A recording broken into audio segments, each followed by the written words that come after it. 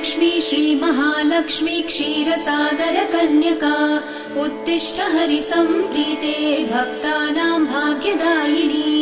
श्रीलक्ष्मी श्रीमहालक्ष्मी क्षीरसागरकन्यका उत्तिष्ठ हरिसम्प्रीते भक्तानां भाग्यदायिनी।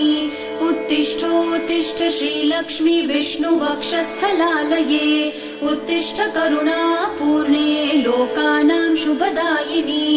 उत्तिष्ठोत्तिष्ठ श्रीलक्ष्मी विष्णुवक्षस्थलालये उत्तिष्ठ करुणापूर्णे लोकानां शुभदायिनी।